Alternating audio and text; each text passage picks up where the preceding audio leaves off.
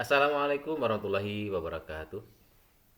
Bagaimana kabarnya anak-anakku hari ini? Semoga kalian bersama dengan keluarga senantiasa dalam lindungan Allah SWT sehat walafiat. Amin.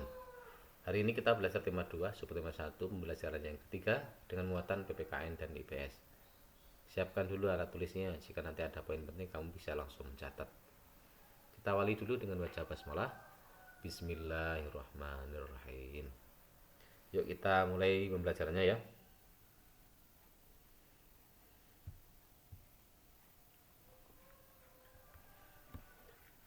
Masih ingatkah kamu apa arti dari hak, kewajiban, dan tanggung jawab?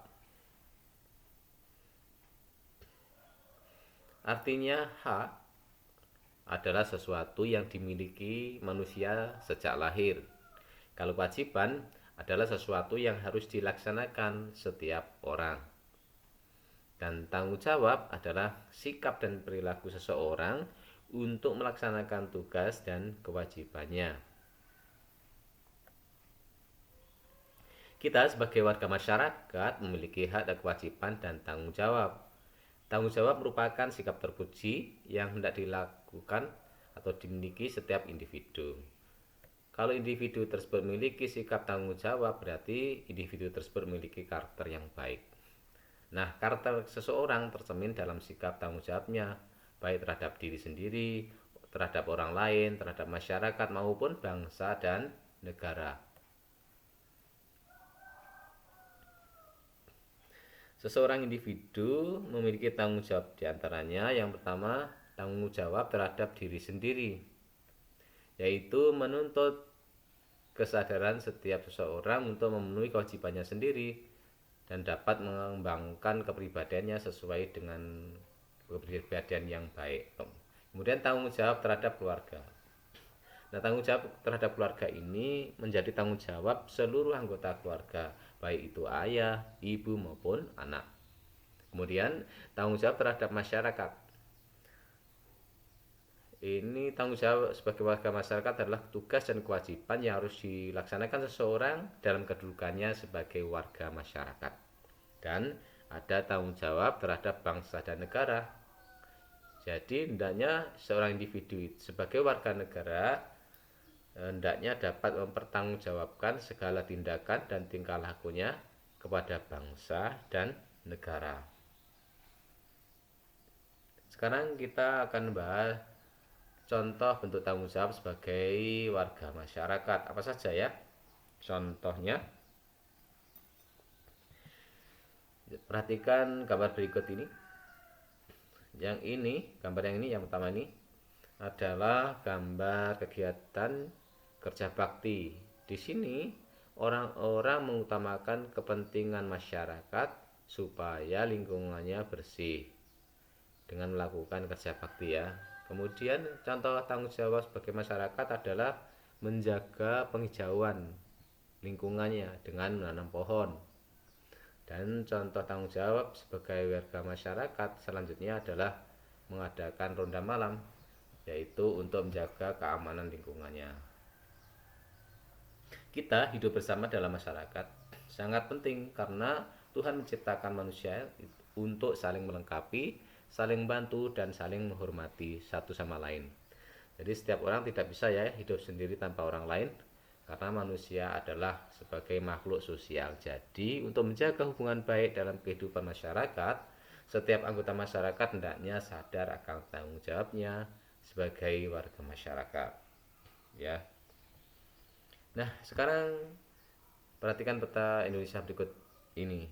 Indonesia itu memiliki kondisi geografis yang beragam karena negara kita bentuknya adalah negara kepulauan.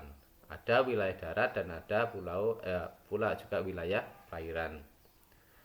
Ini yang laut ini adalah perairan ya. Kondisi geografis yang beragam ini menyebabkan beragam pula jenis kegiatan ekonomi masyarakat. Apa ya arti dari kegiatan ekonomi? Kegiatan ekonomi adalah semua kegiatan yang dilakukan manusia untuk memenuhi kebutuhan hidupnya. Nah, ini adalah jenis-jenis kegiatan ekonomi masyarakat. Yang pertama, pertanian, kemudian perkebunan, peternakan, perikanan, pertambangan, kehutanan, kemudian perdagangan, perindustrian, dan pelayanan jasa. Kita akan bahas satu-satu jenis kegiatan ekonomi. Yang pertama adalah pertanian dan perkebunan. Pertanian dan perkebunan ini adalah bercocok tanam dan memanen hasil pertanian dan perkebunan tersebut. Hasil pertanian contohnya seperti padi dan jagung, ya. Kemudian hasil perkebunan contohnya misalnya kopi, teh, kelapa sawit, tebu dan karet. Kemudian peternakan. Peternakan adalah kegiatan usaha budidaya hewan yang diambil hasilnya. Hasil peternakan yang biasa diambil adalah dagingnya, kemudian bisa juga telurnya, susu, kulit, dan bulu. Nah, dalam kegiatan peternakan ini bisa dilakukan dalam skala kecil ataupun skala besar. Jadi skala kecil itu rumahan misalnya, kalau besar itu bisa lembaga masyarakat atau lembaga tertentu ya. Ini adalah peternakan hewan besar. Ini sapi, kemudian hewan kecil, peternakan hewan kecil misalnya kambing maupun biri-biri. Dan ada juga peternakan unggas. Unggas itu seperti ayam, bebek, burung, ini masuk unggas ya. Jadi terbagi kalau dalam peternakan itu ada 3 jenis: peternakan hewan besar, peternakan hewan kecil, dan juga peternakan unggas. Selanjutnya adalah perikanan. Perikanan ini pembudidayaan ikan air tawar dan laut. Ini adalah contoh budidaya ikan tawar. Ikannya yang hidup di air tawar ya. Apa contohnya? Misalnya budidaya ikan emas, mujair, gurami, kemudian lele, nila ya. Ini contoh budidaya ikan tawar. Kemudian budidaya ikan laut seperti ini contohnya. Kemudian selanjutnya pertambangan. Di Indonesia dilihat dari kondisi geologisnya banyak mengandung banyak barang tambang. Jadi potensi barang tambang yang melimpah hendaknya dimanfaatkan bagi kemakmuran masyarakat. Contohnya apa? Ada batu bara, ada emas, perak, nikel, dan minyak bumi, dan masih banyak yang lainnya. Nah, yang saya tunjuk ini adalah pertambangan batu bara. Dan yang sebelahnya ini adalah pertambangan minyak bumi. Selanjutnya adalah kehutanan. Untuk meningkatkan hasil hutan dengan menanam berbagai macam tumbuhan kayu seperti jati dan mahoni. Dulu hutan Indonesia seperti ini ya. Tapi sekarang banyak orang-orang yang menebang hutan dengan tidak tanggung jawab ya, sehingga kondisi Indonesia saat ini sampai bisa seperti ini. Kawasan hutan perlu dihijaukan kembali agar hutan tidak semakin rusak. Jika hutan Indonesia kembali hijau, maka hasil hutan akan kembali melimpah. Jadi perlu direboisasi kembali agar hasil hutan kembali melimpah. Kemudian perdagangan. Perdagangan adalah kegiatan membeli barang dagang dan menjualnya kembali kepada konsumen. Konsumen itu maksudnya pembeli ya. Kegiatan perdagangan itu tidak hanya mencakup suatu daerah atau suatu negara, akan tetapi bisa dilakukan dengan antar negara. Selanjutnya perindustrian. Perindustrian adalah kegiatan mengubah bahan mentah menjadi barang setengah jadi atau barang jadi. Ini di sini, yang pertama ini gambar ini. Ini adalah industri sepatu.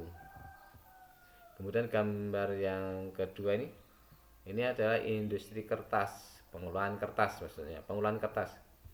Kemudian yang sebelah kanan ini adalah gambar industri tekstil atau pakaian.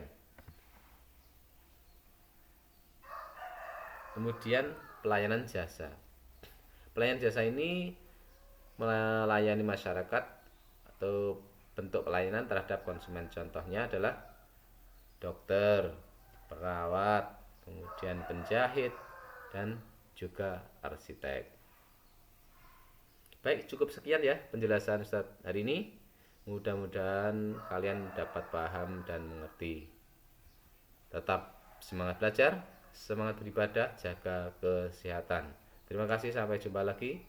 Wassalamualaikum warahmatullahi wabarakatuh.